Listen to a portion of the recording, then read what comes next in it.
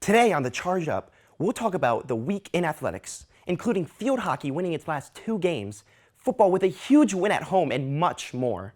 Grab a seat and stick around. The Charge Up starts now.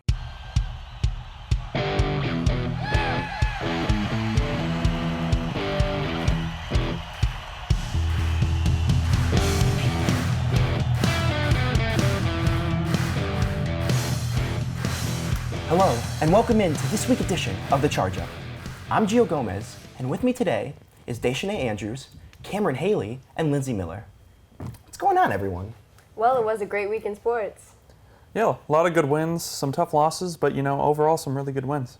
Definitely some tough matchups against AIC this week. Okay, let's get it rolling.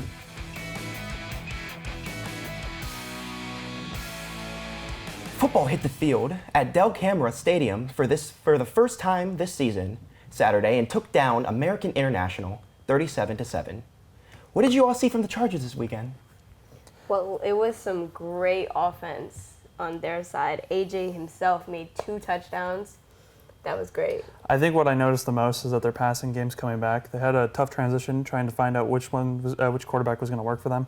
And what they did is they went in, they put Robbins in, and then they found that it's working again. They got 244 yards out of him. They got 2 touchdowns. Last week it was all about the running game. This week it was about the passing game, and that's some positives to look on.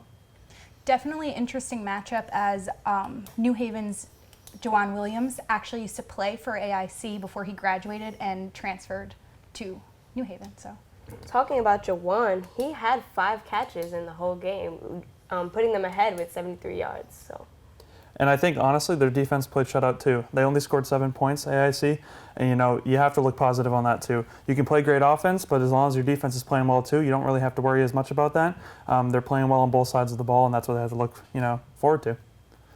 AIC is supposed to be one of the teams that have, the most penalties in any 10, and that showed because in the first 20 minutes, they had a penalty for who knows what.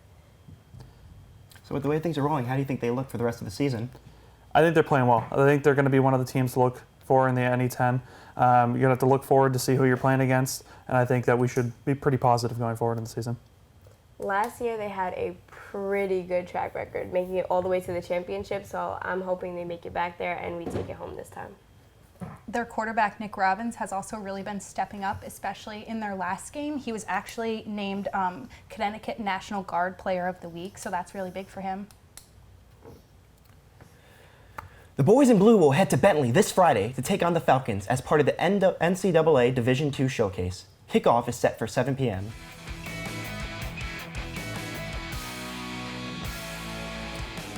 After dropping Friday's match against Lewis, volleyball bounced back Saturday with a 4-set win over Holy Family, the team that knocked the Chargers out of the NCAA tournament a year ago. The team currently sits at 4-5 on the year. What are your impressions of the team thus far? Well, I think what I've seen, they have more losses this year than they've had in the past couple of years, and that's something that you should kind of consider. Have you been playing your best? Have you, taken the competition as seriously as you could? They have to look forward on this and say, can we build off of this and not let it go to, equal win, equal loss season. You have to keep moving forward with that. So.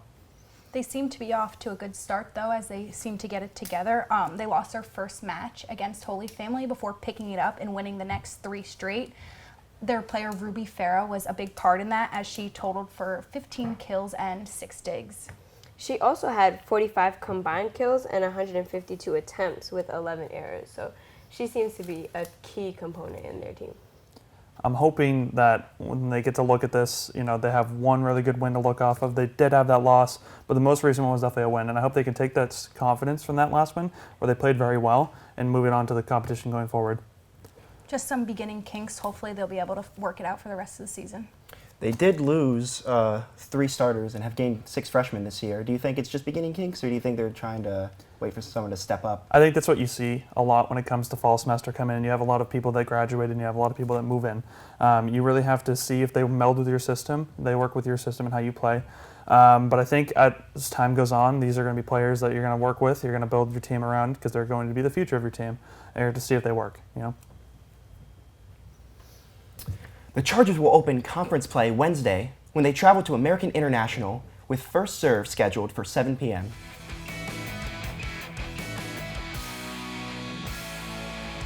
Field hockey earned a pair of wins over the weekend. The first time in program history, the team has won back-to-back games. They took down Malloy at Del Camera Stadium 4-2 on Wednesday, before taking down American International on the road Saturday 2-1. How can the Chargers keep the win streak alive? I think what we're seeing is a team that's more impressive than they've been in their whole 3 years of existing. They have more wins than they've ever had, and they took they had a lot of losses at the beginning of the season, and now they're coming back with a win streak. It's really impressive to see them do this because they're a brand new team. 3 years is not a lot for a team to build off of, but they're taking their opportunities now. We bashed them on last week's show about offense. They said that they didn't play the offense as well as they should have, and here they are, scoring points again. They've only scored points in games they've won, but they are scoring points now. So it's pretty impressive to see that at least. They're definitely a growing program. Their first season being a team, they had 0 wins, and then by the next season they picked up 2 wins, and this season they have 3 wins, which is more than they've ever had before, and they still have many more games to play. I think that even though it's still a brand new team, but they're really taking everything that they're learning and applying it to the game, and it's showing in their scores. What we can hope to see is that they keep building off of that. Obviously, like we talked about before, the offense still needs to keep their performance up. They need to be able to keep up with the good defensive play that they've had, and they need to keep scoring. If they're not going to keep scoring, then they're not going to win these games. You might be able to say the defense wins championships, but they have to keep this offense going. They have to score the points. They have to be in these games too. Julia Bettino made Athletic of the Week for University of New Haven, so that's big that it's coming from field hockey. New Haven will look to make it 3 in a row when they travel to Adelphi Wednesday for the meeting with the Panthers at 4 p.m.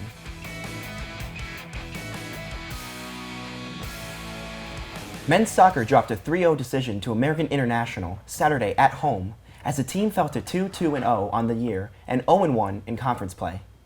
What went wrong for the Chargers in this defeat?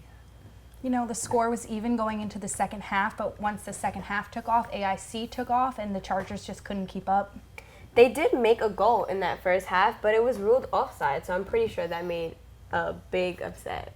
Yes, that was New Haven's Nate Peduzzi. He had 2 goals taken away from him that game, that one, and then the second time, the referees determined that the goalie had possession of the ball, so he didn't receive that one either. And I think this season we're kind of coming to this point where we seem pretty average. We're 2-2. We're sitting there like that. And then you have these mental defeats, not even like because of the loss, but the mental defeats of having 2 of your goals taken away because of referees or because of the penalties that come with that. And you might take that the rest of the game and the game might fall apart. You can't have those type of situations happen in the game or else you're going to end up losing these games. And if you want to get away from this average feeling of 2-2, you want to start taking wins, you have to be mentally strong in these games. And even if those things happen, you come back and you score again.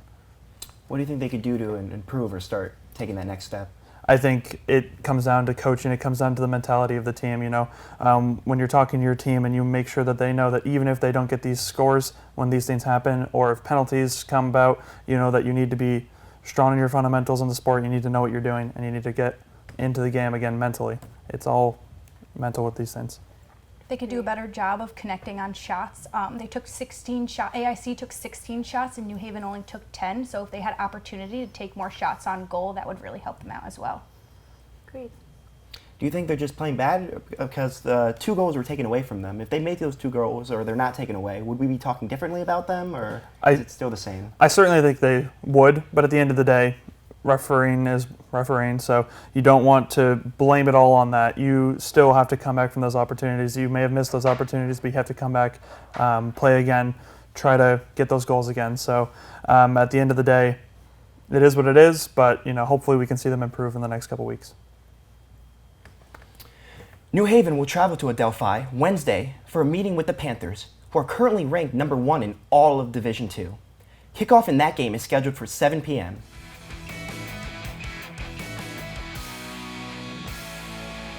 Women's soccer fell on the road to Southern New Hampshire on Saturday, 5-2. With the loss, the team drops to 1-4-1 on the year. How can the Chargers turn it around? Well, for this game, it was really competitive. The first 20 minutes, both teams had already scored. So that was something big. I think what they need to do is they need to work on what was best. Last week we talked about their goaltender. They're playing fantastic. They're one of the best players that we're seeing, and they need to work on that. They need to say, this is our strong suit, this is what we can work around, but they need to play that offense too. Take your strong suits, build around that, but then build the other team up to play just on par with that as well. You're looking at a record that's not that good right now, 1-4-1, but there's no reason why you can't build off of that. Last year's record wasn't that good as well, but they can build off of it. So. Coming off 0 conference wins last year, I think it's really important for them this year to really execute on all of the things that they work on in practice and things like that. Last game, Mackenzie Myers and Jenna Paduzzi each scored 1 goal, so that was helpful, but it just wasn't enough. So you said last year they didn't have that good of a record either, and this year their record's not looking so good so far. Do you know what the trend you would say is so far? Or? I think they're playing competitive games, but they're not winning the close games. Like she said today, the game started close, early scores right up at the beginning, but then they fell flat later on in the game, and they needed to just keep themselves going throughout these games and keep the wins, try to keep them coming. I agree. I think you should take that same momentum and excitement throughout the whole game. And if you're going to keep it in the first half, then keep it through the second. The Chargers will return home Saturday when they host St. A's at 4 p.m. That's a wrap on the show for this week. For the latest in Charger athletics, stay tuned to NewHavenChargers.com, and for all your campus news, head to ChargerBulletin.com. I'm Lindsay Miller. I'm Cameron Haley. I'm Deshanay Andrews. And for our entire crew, I'm Gio Gomez. We'll see you next week on The Charge Up.